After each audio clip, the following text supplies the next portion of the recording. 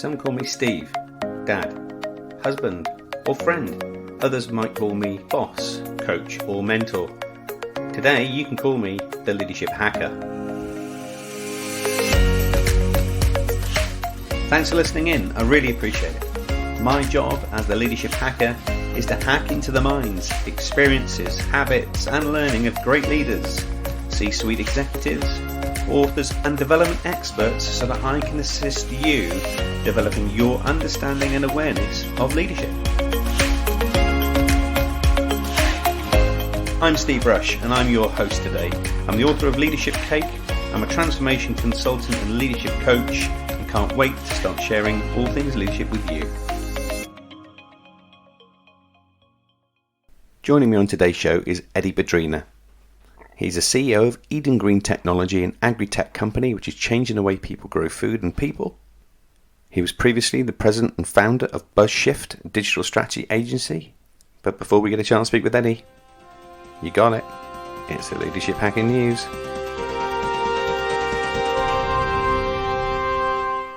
With the Great Resignation still looming, employee engagement is key for any successful organisation. So employee engagement is based on trust, integrity, two-way communication, commitment between the organisation and its team members. And you will know as I, great engagement leads to increased productivity, performance, well-being, and can be measured in a number of different ways, and organisations have taken to a number of different methodologies to measure employee engagement. As a leader and as an employee, what does employee engagement really mean?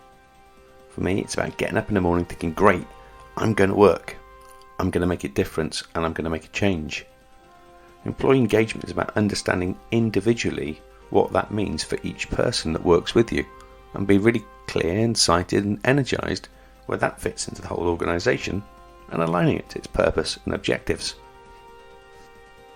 And alignment to that core purpose and objectives is really important in fulfilling the organisation's longer term goals and purpose and objectives too.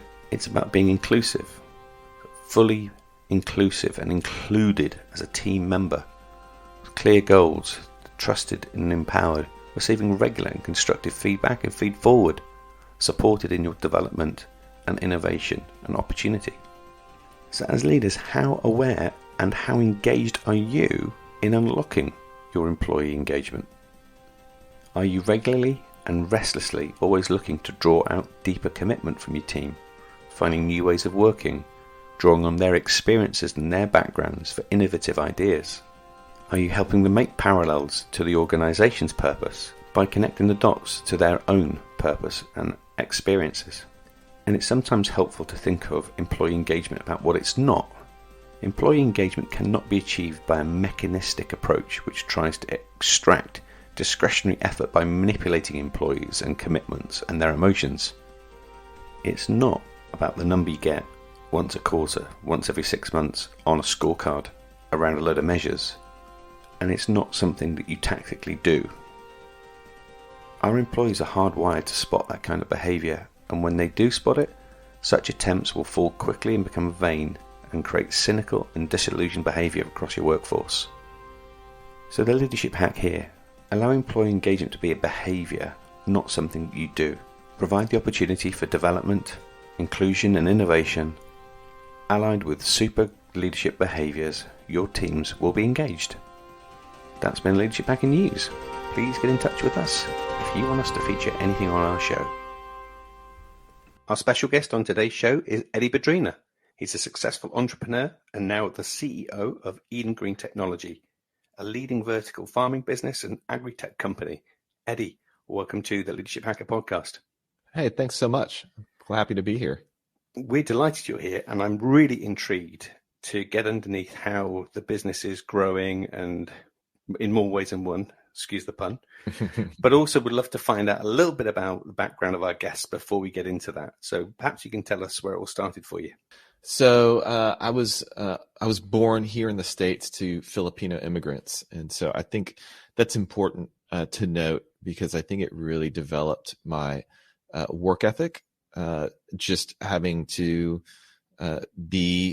start. My parents started from scratch here in the United States, so I had a very, very high work ethic, a resourcefulness, and just this sense that that there was no safety net, if you will, that others had to rely on. So Right.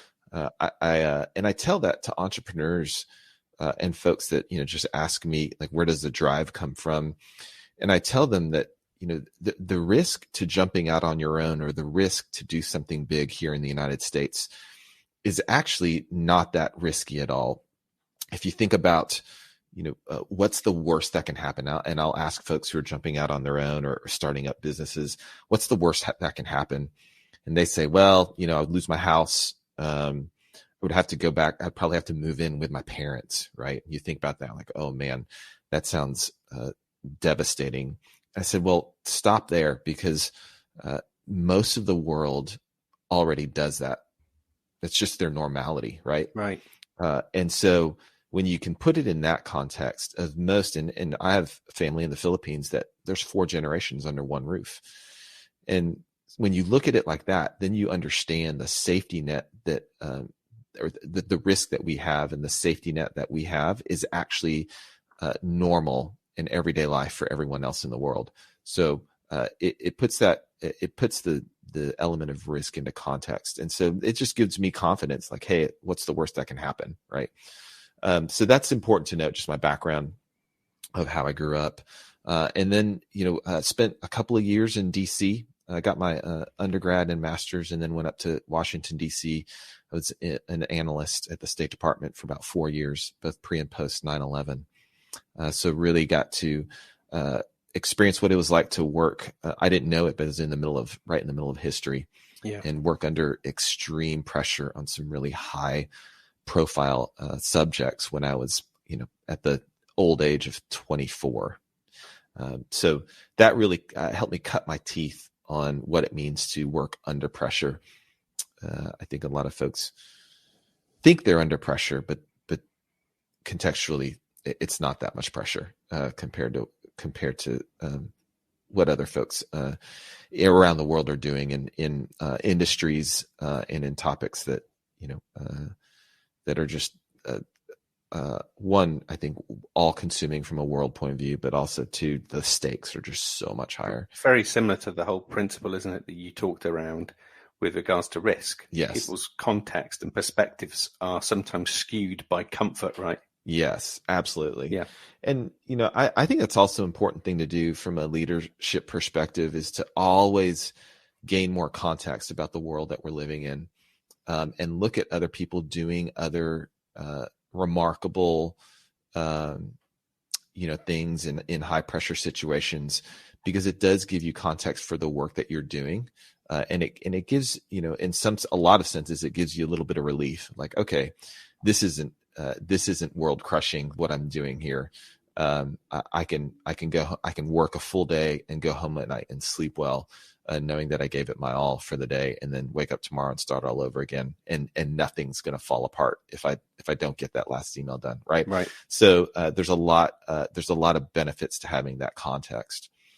So, worked, again, 4 years in State Department, then actually got to work at the White House. I was President Bush's Asian American spokesman for about 2 years. And that was a really, really wonderful time in my career. I couldn't have imagined doing that. And I was 28 at the time. So I couldn't have imagined that in my wildest dreams coming out of college. And I think that really showed me, those 6 years in DC from a leadership perspective really showed me instances of great leadership and instances of bad leadership.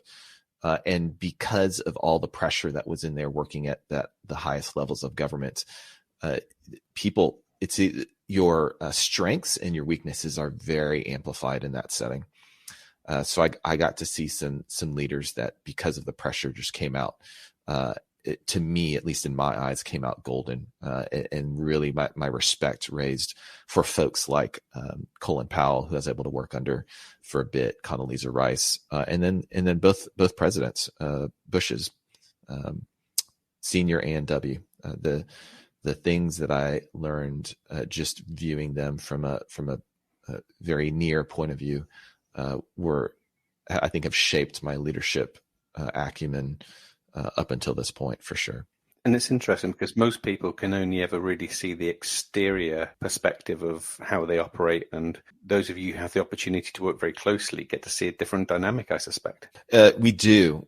I think for the good leaders, it's very cliche. And again, you can usually only read this in books or hear it on interviews, but the great leaders are separated from the good leaders in that they always remember the personal side of things. They look at the people around them, the team around them, and they remember that they're humans and that they have lives. They've got families. They've got their own things that they're going through on a very personal level. And they take that into context when they're making decisions. Those great leaders are ones that ask about how your family's doing, and they really want to. They want to know how your family's doing because it helps them as they interact with you, and it helps them coach you and mentor you, and that's what great leaders do, right? So I think that was probably the key takeaway from my time there, noticing what made great leaders different from just good leaders. It was that personal attention to the humanity of the folks working around them. And I remember from the last time that you and I met, that's still really core for your leadership style today, isn't it? That's something you carried forward and is still a real core tenet of how you do things. Yeah, I do. I really try to do that, and not just do that on a personal level. I try to do that honestly on a company level, and it's a part of how I've built my companies, is to make sure I'm, as much as I can, advocating for the person. I had a friend, actually was on a panel last couple of weeks ago, and they asked, hey, how I follow this creed of a redemptive framework for building companies, and it's where leaders eat last, leaders are sacrificial. It's where employees are not just treated fairly, they're treated generously. And it's where culture and society around the company are not just advanced, but they're actually redeemed and restored. And I had an audience member ask, just, hey, how practically do you apply some of that redemptive framework? And I said, well, when it comes to employees, treating them fairly is giving them, and this is a real practical application. Treating them fairly is looking around at the market and saying, okay, what does maternity leave look like? Maybe it's 8 weeks, maybe it's even 12 weeks. Okay, so how do you treat that generously, right? How do you think about that generously, not just treat them fairly in relation to the rest of the marketplace? Well, generously would be saying, okay, I know personally that I've got 3 kids, and that my wife was able to bond with them, for 3 months was really the minimum time. And she could have gone back to work, but man, if she had only just had that extra 2 weeks, it really made a difference. And I don't know what that 3-month mark is, but it just is. And so to treat employees generously, then my response is, well, gosh, what would it cost the company to give 4 months of maternity leave? Right? Is it really all that much? Is it the difference between 12 and 16 weeks really all that much? And the answer is, it is, but it isn't. Right?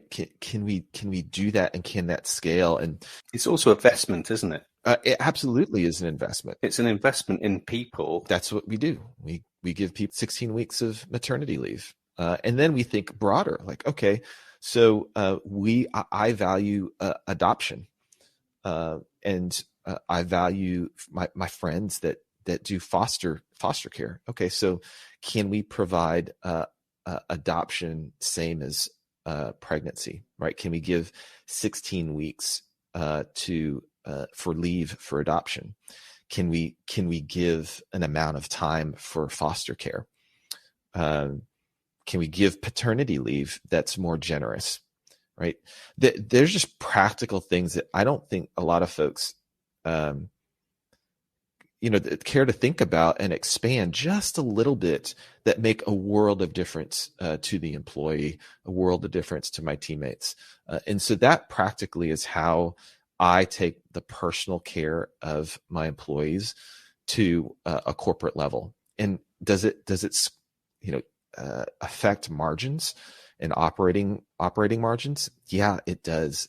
But is it totally defensible to the world outside, whether it be investors or capital partners? Absolutely. And also, I remember in the conversation you and I had last, that was a real key pivotal moment for you when you once sold BuzzShift, the successful marketing agency that you created and founded, but then bought it back for the same reasons. Yes, and that's a really remarkable chapter in my life of taking a company from scratch, bootstrapping it with my business partner, and then getting it up to the size that we were able to sell it. It's about 6 years later. So we started it in 2010 and then sold it in 2016.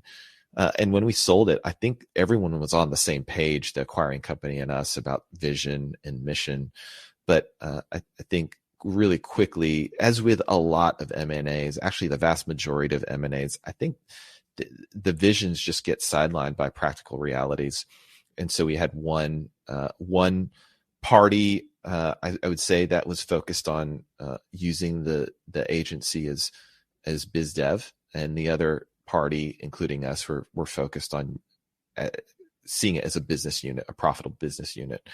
And so when those two diverged at a point in time, I think everyone looked around and said, man, this is not working the way we intended it to, and maybe it would be better if you guys just bought the company back. And so we did. And I'll just say we sold high and bought low, so that was really good.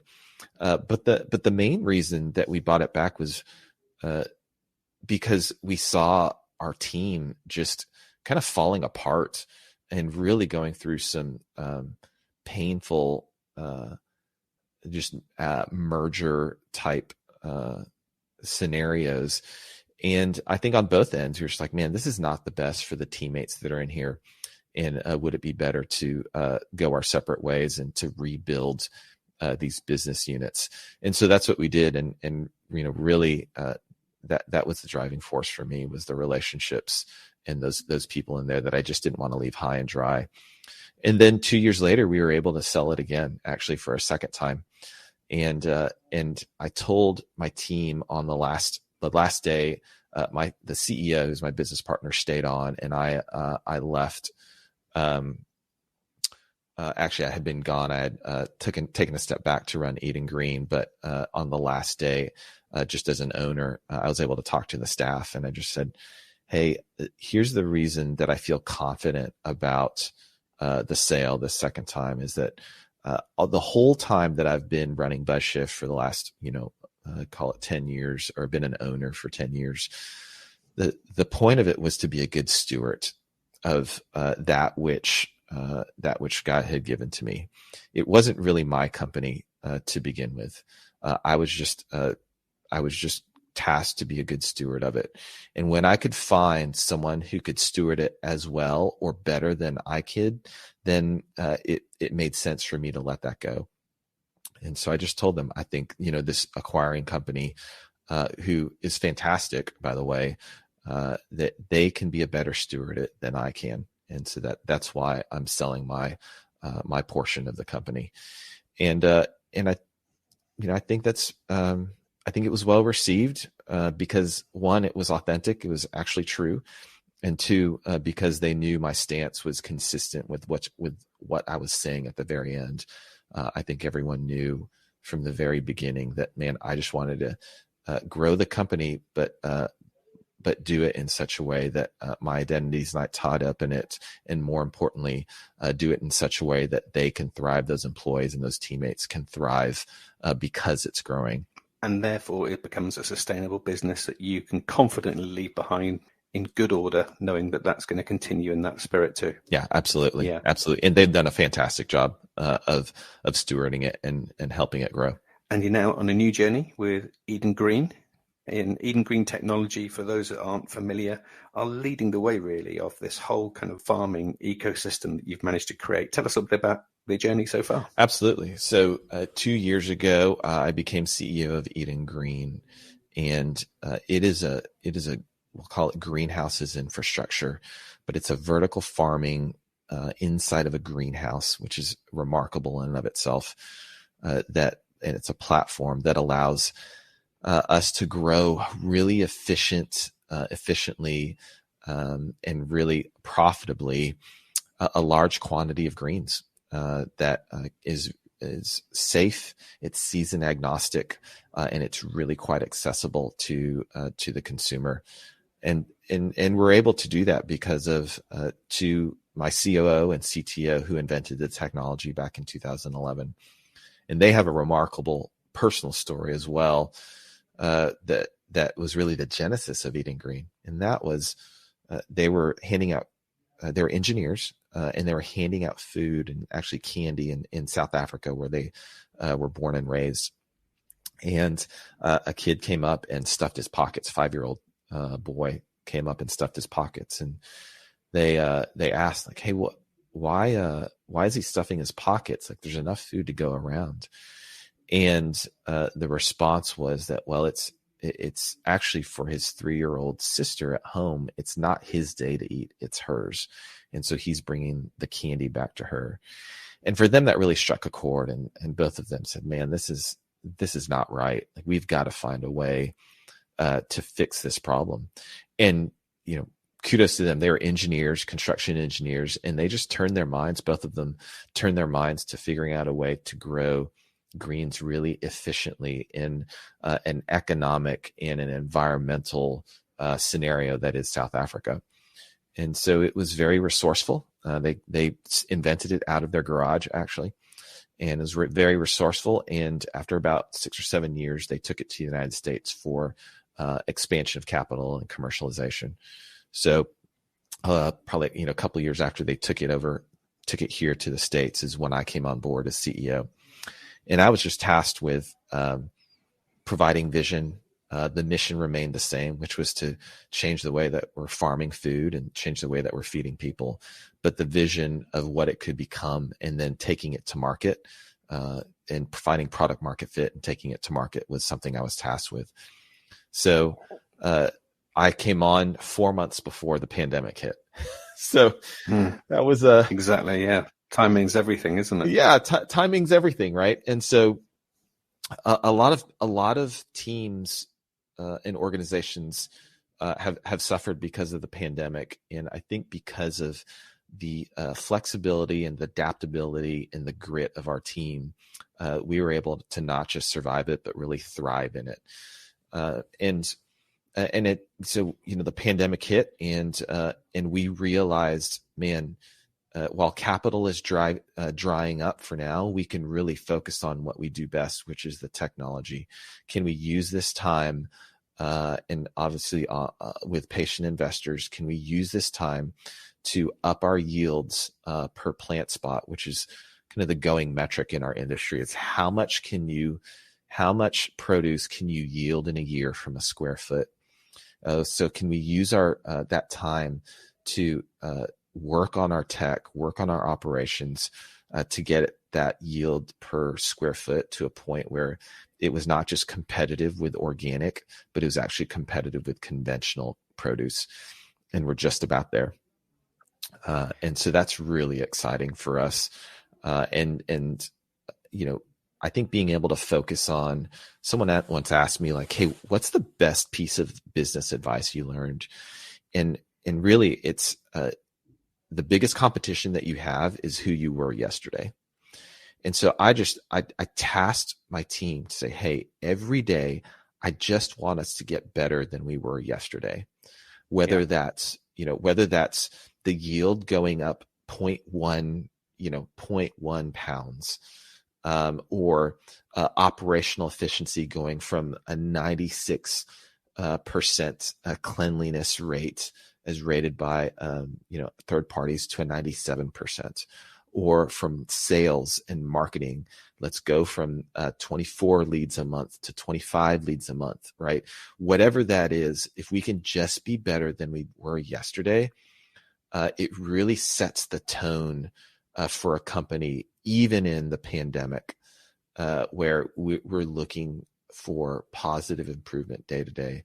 And I think as we added that up over, the past 2 years, I think what that's resulted in is the team is very confident about our product. We're very confident about the numbers and the quantitative data that we're putting out to back up what we're saying. And more importantly, we're very confident about the team itself because we're all on the same page and we're all working towards incremental improvement. So that's what the pandemic did for us. And, again, like I would be nothing without my team. I just had a good team that responded to the call of self competition every day, and I think it's proven to be just a winning recipe for Eating Green. One of the other things I loved about the mission of Eating Green is it's not just around sustainability from a produce perspective, as well as its great eco-centricity that comes with it, but also the sustainability about the communities that you're in. So I know one of the core tenets you have is making sure that if you're going to build a business or a location, you do so by employing the neighbors. Tell us a little bit about that, how that's disrupting the marketplace you're in. Yeah, from a broad point of view, the parameters that you set on a business are really the values that you instill in the business. And so if you say, hey, we're going to try to make this as profitable as possible, that takes a business to its logical end. And that logical end is just eking out every bit of margin that you can out of the business. I'm not going to say whether that's a good or bad thing, or healthy or unhealthy, but I'm to say that that's not where we're at. We really try to, one of the parameters that we put in is we want to employ as many people as we can while maintaining a good margin, positive economic margin, because if a business is not profitable, it's not a business, it's a hobby, right? So that's one of the parameters that we put in, and it is really a core value of saying, hey, how can we care for the community around us? Well, in practical terms, what that means is, hey, we've got to make the rest of our operations so efficient, the rest of our greenhouses so efficient that we don't have to rely on robotics. We definitely use AI to assist our growing methods, our nutrient mixes, all of the way that we handle air and water and the environment inside the greenhouse. But when it comes to planting and monitoring and harvesting, we love the fact that human hands are touching that and are monitoring it and are looking at it.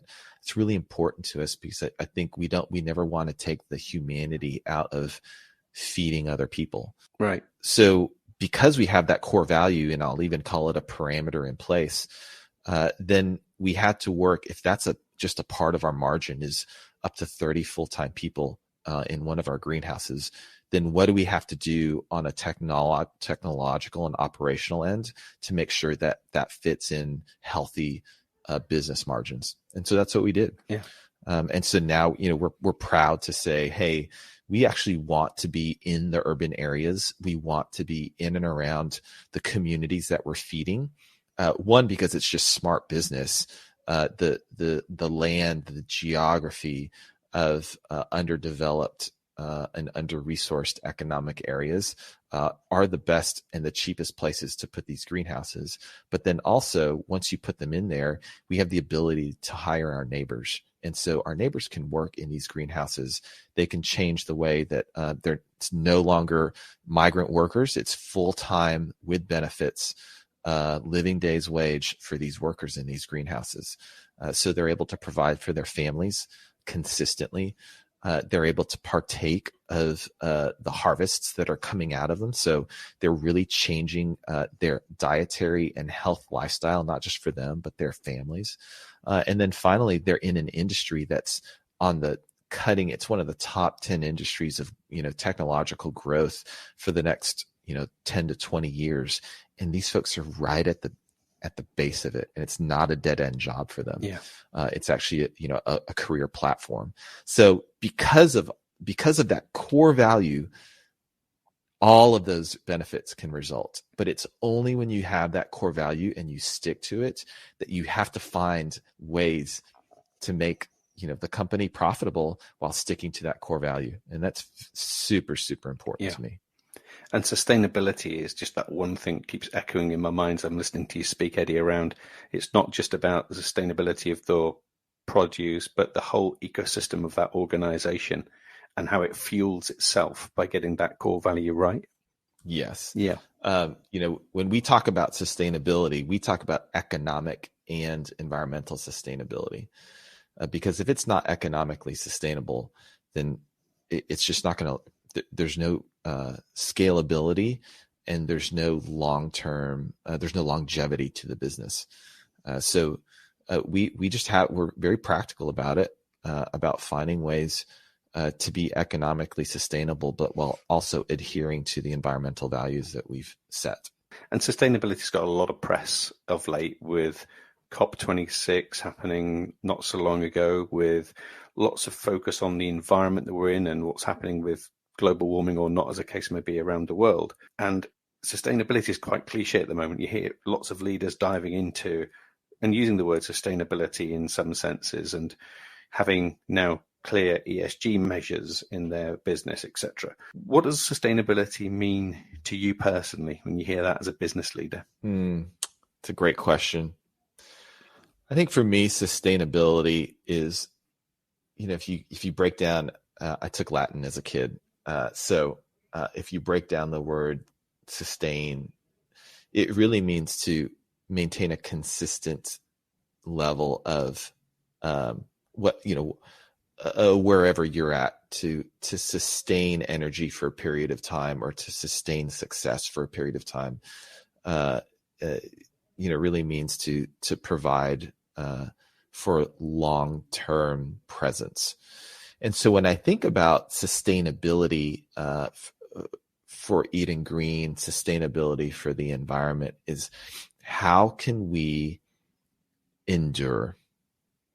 How can we thrive for a long term without draining and exploiting the resources around us? Right? Yeah. And so on an environmental level, how do we run a company so that operationally we're not exploiting the environment around us, but we're actually adding to it, we're additive to it. And then from a company level, how do we continue to exist? How do we grow without exploiting the community and society around us? I think in very basic terms, that's what sustainability means to me. Good answer. I love it. So one of the things that I'm keen to explore with you is this whole notion of how you keep innovating in a world that's already innovating at light speed. Where do you go for that inspiration, or how does that come about? I think it just comes about from that thing that I mentioned at the very beginning, which is, how do I get better every day? Right.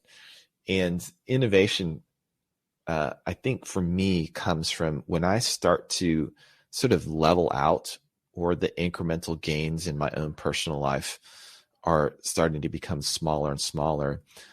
I just take a step back, and I've afforded myself to take a step back and say, okay, how do I do things differently? If I had to scrap all this, I'm not saying I would, but if I had to scrap all of this, all of the structure and the parameters in my life, how would I do things differently in order to, achieve a better life? And I really think, that's where my innovation comes from. But then it just goes to goals, right? Before I can say, get a better life, well, define better, right? So I think from a corporate, but then also from a personal level, you really have to know what you want. And I tell entrepreneurs that all the time, and folks who want to be entrepreneurs, but also just leaders in general. In order to be a great leader, you have to know what you want. And it's actually a part of my personal story, moving from BuzzShift to Eating Green, is one of the things that I had to do. BuzzShift was going really well. It was running quite well, so much so that I had a bit of time on my hands. I'm not a maintainer. I'm a builder. I'm a creator. And I knew that as much about myself that I just became really impatient. I became, honestly a little bit unhappy because I was just maintaining and incrementally growing this business, which was great. I think from the outside looking in, I had it all, but from the inside, I just wasn't happy. And so the first thing I had to do was I had to define, and this required a lot of what I call heart work. Not hard work. It is hard work, but it's heart work. And in this heart work, I really had to define what I wanted. That took a lot longer than I thought it would. What was the reason it took so long? I think as a type A in the Enneagram, I don't know if you're familiar with the Enneagram. I'm a type 3, which is an achiever. And most of the folks who are really high up in business are achievers, the Enneagram achiever status, or they may be what's called known as a challenger. But either one of those, we see a goal and we get it. We see a task, we hit it, and we just go on to the next one and the next one and the next one. And we get caught up in sort of this task and performance. And at least for me personally, because when I just do that and I feel I have this temporary like feeling or dopamine hit of success, I sort of lose sight. I can lose sight if I'm not careful of what I'm really about and what I want. And from a day-to-day level, I want to hit those goals, but from a year-to-year or a legacy type level, that just takes more thought work. Right. And you have to get off that cycle of success after success after success and really take a step back and say, okay, what is this success about? I'm climbing this ladder, but is it leaned up against the wrong wall? Right. So I think that's why it took so long, is because I was just used to getting the daily and weekly successes. And that just, I lost a little bit of vision, my own personal vision, because of that. So, back to the defining what I want, after about 9 months, maybe even closer to a year, three things emerged, out of that time. One is, I had to define very clearly and succinctly and articulate what I wanted to others, but more importantly to myself. Right. And those three things were: I wanted to run a hardware software business. I had been there and done that, gotten the M&A t-shirt for professional services. Yeah.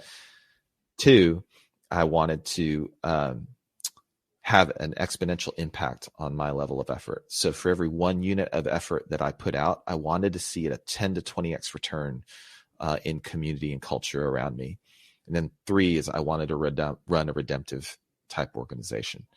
So the fact that I'm able to articulate to you those 3 things so clearly took a lot of work, but I was able to do that. Once I was able to articulate those 3 things, then the second thing I did was I passed it before friends and colleagues and family, and just said, hey, tell me if this is coming from a healthy place, or tell me if this is coming from what the Bible calls a selfish ambition and vain conceit. Often also known as ego. It's ego, right? Yes. Great book by a guy named Ryan Holiday, and he studies the Stoics, but it talks about the ego is the enemy. But so 2, I had to run it through a filter of friends and family who were going to be brutally honest with me. And that's another thing that most entrepreneurs don't have, besides they can't articulate clearly what they want. And then 2, they don't have the courage to, or the wherewithal, or even the friends around them to say, hey, is this a healthy thing for me?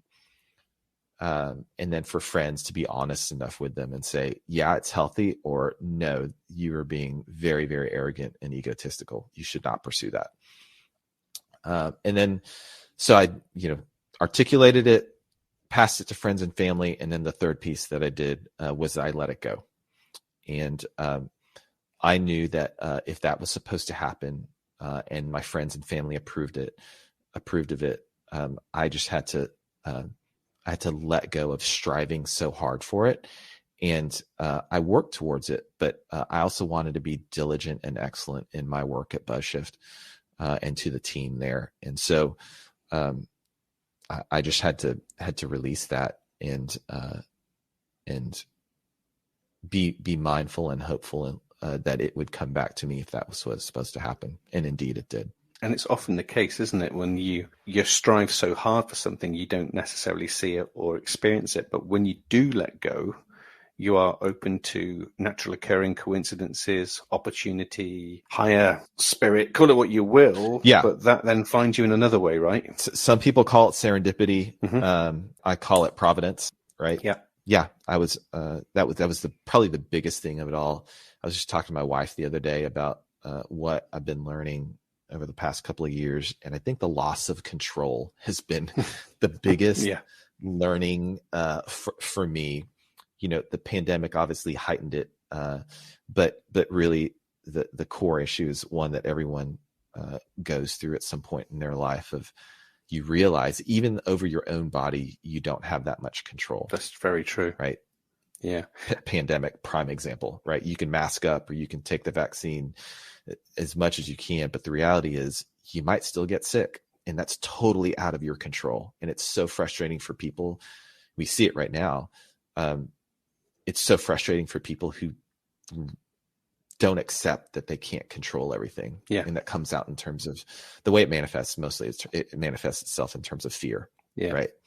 And sort of a protective nature. But when you can understand and accept, for me, especially when I can understand and accept that I don't have control, it really frees me up. I don't even have control over, like I said, over that which I articulated and was able to, confirm with my friends and family, like, this is a really good thing that's on your heart and you need to go after it. Even if as I go after it, I realize I don't have a lot of control over the external factors. Very true. Wise words. I'm going to turn the tables a little bit now, Eddie. Yeah. And we're going to flip the conversation a little bit to focus on taking all of your learnings, which are in abundance, and we've had bucket loads of hacks already, but I'm going to try and distill them down as best we can to your top 3 leadership hacks. What would they be? Man, I think you would go back to top leadership hack 1. Know what you want. Know yourself. Right? That takes a lot of work. It's not a hack in the sense that you can get to it quickly, but knowing yourself and being brutally honest with yourself about your strengths and your weaknesses is number 1. Because when you know that, you'll immediately hire for your weaknesses. And right. Definitely, and that's a good goal to have. The biggest jump for a lot of leaders and entrepreneurs is hiring that next person, hiring the first person in your company, because that's a very real equation of, I'm going to take profits out of my own pocket as a one-man band, and I'm going to give some of it to someone to shore up my weaknesses. That's a crazy equation, but the equation actually works out in your favor if you're willing to do it. I would say the second big hack is have a circle of advisors who can be honest with you.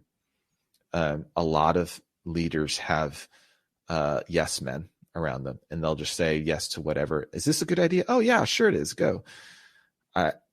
Find that person that you can say, hey, is this a good idea? And they will say, no, that is a horrible idea.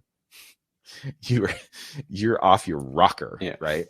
Or, yeah, that is not healthy for you.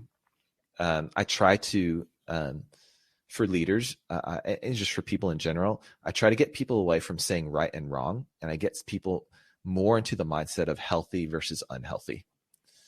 And that changes your posture towards letting other people in, because if you can let other people in and say, hey, is this right or wrong? It can be offensive to you. But if you can say, hey, is this healthy for me or is this unhealthy for me? One, that connotes that they know a level of health about yourself, and 2, that they're able to say it in such a way that is for your benefit. Yeah, that's not really healthy for you. I'd probably go in a different direction. I love that. And then, I'd say those are the top 2. And then read a lot, read a ton. What would be your hack number 3? Read all the time. Yeah. and allow yourself the time and the space to read.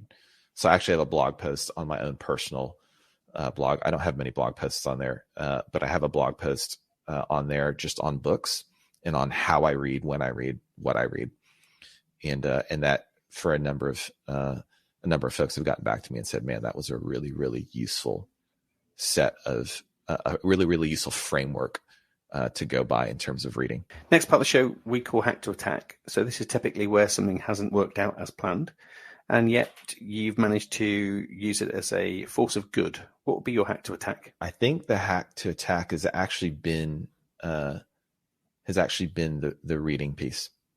I think the more that it didn't, I used to read a lot of social and then thought I was reading the right types of social media or the right types of blog posts.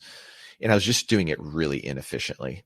And I think over the course of a number of years, I've really been able to dial in, for me at least, what has been a good intake of information, why I take the information in, and then really, the modes of intake. And it's helped me to focus more. And it's helped me to be more mindful and thoughtful about how I lead. Awesome. And it's an interesting notion, actually, because many top execs that I liaise with, work with, coach, one of the core foundations is often just consume knowledge, as much knowledge as you can, because knowledge is power. Mm-hmm. Yeah. And but it's also the type of knowledge, right? Right. Long form books are the result of long form thinking. Yeah. And as a leader, that's what you're tasked to do. You are tasked to think critically. People don't get paid the big bucks, or the mediocre bucks in my case, to just fire off emails, because anyone can do right. that. The good leaders, the great leaders, are ones who have to think through 5 emails in a day, right? And think really, really critically before they hit send. And that type of deep thinking is critical to good leadership, and you can't do that unless you're intaking deep knowledge, and deep knowledge comes from books. Wise words.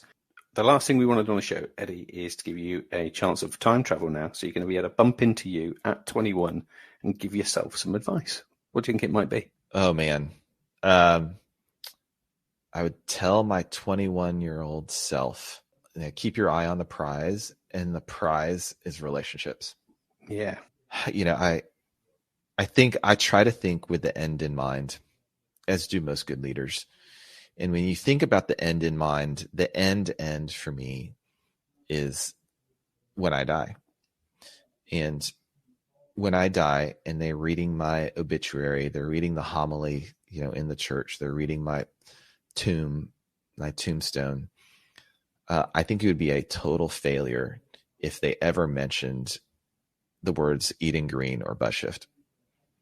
That would be a failure in my life if the companies actually came up in my obituary. And it's because that's just, man, what a waste. If your corporate success is the thing that people remember about you, what I want them to remember is, man, he loved people well. He loved his wife well. He loved his kids well. He loved his friends well. He was a good friend, an honest and a faithful friend. He loved others, even folks that he didn't know. He was generous. He was winsome. He spoke truth in love. He was bold, right? He was adventurous. That's the stuff I want people to remember me by. And more importantly, that's the legacy that I want to leave with my kids. And the folks around me. And so as you think about generational legacy, you think about legacy at the end of your life, none of that involves the names of my businesses necessarily. Those are just means to an end. Yeah. It all involves the relationships that I pursued all along the way. So beginning and the end in mind, I would tell my 21-year-old self to focus on the relationships. Great advice too. So Eddie, how can we make sure our listeners from all over the world are able to tap into your blog and the work you do and to find out a little bit more about Eating Green Technology? Sure. So eatinggreen.com is the best way to find out. We've got a treasure trove of information just about hydroponics and about what we do, about the industry. Eatinggreen.com. And then on the socials, it's all Eating Green Tech. In terms of my personal, it's just Badrina.com. It's my last name, Badrina.com. And either one of those have ways to get a hold of me if they really want to ask me questions. And we'll also make sure those links are in our show notes so folk can head straight over once they finish listening to this. Absolutely. Eddie, thank you, my friend. It's been a great opportunity to talk to you and have you on the show. And I'm really excited to see the trajectory that Eden Green's on and in the future. So congratulations and thank you for being on our community here at the Leadership Hacker Podcast. It's been my pleasure. My pleasure. It's been such a great way to just have a part of my day as me to talk to you and to be able to share some of this. Thanks, Eddie. I genuinely want to say a heartfelt thanks for taking time out of your day to listen in too. We do this in the service of helping others and spreading the word of leadership. Without you listening in, there would be no show. So please subscribe now if you haven't done so already. Share this podcast with your communities and network and help us develop a community and a tribe of leadership hackers. And finally, if you'd like me to work with your senior team, your leadership community, keynote an event, or you would like to sponsor an episode, please connect with us via our social media. And you can do that by following and liking our pages on Twitter and Facebook. Our handle there is @LeadershipHacker. Instagram, you can find us there at @the_leadership_hacker. And at YouTube, we're just Leadership Hacker. So that's me signing off. I'm Steve Rush, and I've been the Leadership Hacker.